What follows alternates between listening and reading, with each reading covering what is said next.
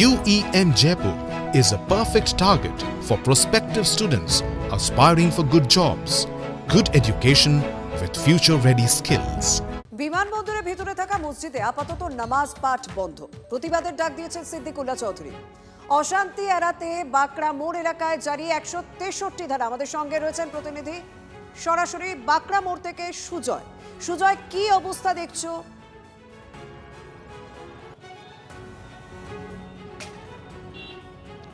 দেখো, ইতিমধ্যেই শুক্রবার সকাল থেকে প্রশাসনের তরফ থেকে সাফ জানিয়ে দেওয়া হয়েছে যে এই বাঁকড়া মোড় সংলগ্ন এলাকায় ভারতীয় ন্যায় সুরক্ষা সংহিতার 163 ধারা জারি করা হয়েছে এবং তারপরে পুলিশ মোতায়েন এবং কেন্দ্রীয় বাহিনী মোতায়েন আমরা ছবিটা দেখাচ্ছি। দু কোম্পানি কেন্দ্রীয় বাহিনী মোতায়েন করা হয়েছে, এক কোম্পানি মহিলা সিআরপিএফ জওয়ান এবং এক কোম্পানি পুরুষ সিআরপিএফ জওয়ান। তার পাশাপাশি 250 জন পুলিশ কর্মী বিধাননগর কমিশনারেটের তরফ থেকে এই বাঁকড়া মোড় সংলগ্ন এলাকায় মোতায়েন করা হয়েছে। আমার সহকর্মী সমরকে ছবিটা দেখাচ্ছে। বাঁকড়া মোড়ের সম্পূর্ণ এই এলাকার এই মুহূর্তে দায়িত্ব নিয়েছে পুলিশ। দেখতে পাচ্ছ ছবিটা যে সিআরপিএফ জওয়ানরা রয়েছেন রাস্তার দুধারে, কাছেই মাইকে অনবরত প্রচার করা হচ্ছে যে এই বাঁকড়া মোড় এবং বৃহত্তর এলাকায় 163 ধারা ভারতীয় ন্যায় সুরক্ষা সংহিতার 163 ধারা জারি করা হয়েছে, অর্থাৎ 4 জনের বেশি জমায়েত করলে তা অবৈধ ঘোষণা করা হবে।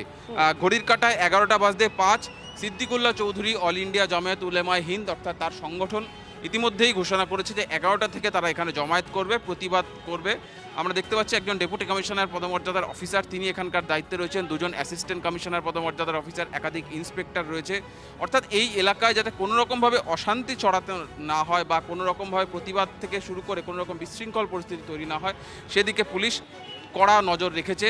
সেই ছবিটা আমরা দেখানোর চেষ্টা করছি বা সেই ছবিটা আমরা সরাসরি দেখাচ্ছি। এই যে দেখতে পাচ্ছ যে পুলিশের গাড়িটা, সেই পুলিশের গাড়ি থেকে অনবরত প্রচার করা হচ্ছে যে এখানে কোনোভাবেই 4 জনের বেশি জমায়েত করা হবে না, জমায়েত করলে তা অবৈধ ঘোষণা করা হবে। ঘড়ির কাঁটা যেহেতু 11টা থেকে জমায়েতের ঘোষণা করেছে, নজর রাখো, কারণ 11টা আর মাত্র কয়েক মিনিট বাকি। সিদ্দিকুল্লাহ চৌধুরী সেই এলাকাতেই প্রতিবাদের ডাক দিয়েছেন, কিন্তু যাতে কোনো রকম অপ্রীতিকর পরিস্থিতি না তৈরি হয় তার জন্য পুলিশ মোতায়েন রয়েছে, বাহিনী মোতায়েন রয়েছে। সিদ্দিকুল্লাহ চৌধুরী গতকাল ঠিক কি বলেছিলেন একবার শোনাবো আপনাদের।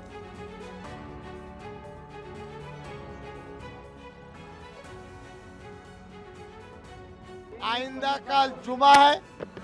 इस जुमा के दिन बंगाल के 1 करोड़ मुसलमान माँ बहनों से गुजारिश की कि ये बैज पहनेंगे, ये पहनेंगे, नमाज पढ़ने जाएंगे, अल्लाह से दुआ करेंगे और पुरअमन एहतजाज करके चले आएंगे और इसमें कोई प्रदर्शन नहीं होगा।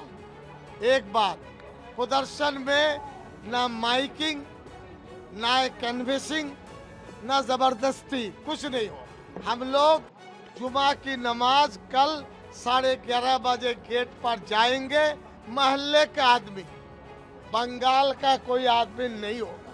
मुसलमान नमाज पढ़ने जाएंगे, गोलमाल नहीं होता है, रास्ता पर नहीं उतरेंगे, जबरदस्ती नहीं करेंगे, माइकिंग नहीं करेंगे, सिंपल नमाज पढ़ने जाएंगे इसको पहन करके। इसमें परेशानी क्या है? कोई परेशानी नहीं है।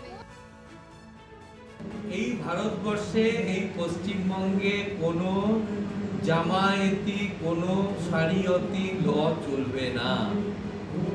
এখানকার বাঁকড়ার আদিবাসী বৃন্দ বা এই রাজ্যের শান্তিপ্রিয় মুসলমান ভাইরা, আপনাদের কাছেও আমি করজোড়ে বিনীত নিবেদন করছি, কারুর উস্কানিতে, কারুর ভড়কানিতে দয়া করে আইন ভাঙার কাজ করবেন না। এখানে দেশ সবার আগে, নিরাপত্তা সবার আগে, সুরক্ষা সবার আগে। নিরাপত্তা, সুরক্ষা এবং দেশের প্রশ্নে কখনো ধর্ম বাধা হয়ে দাঁড়াতে পারেন না।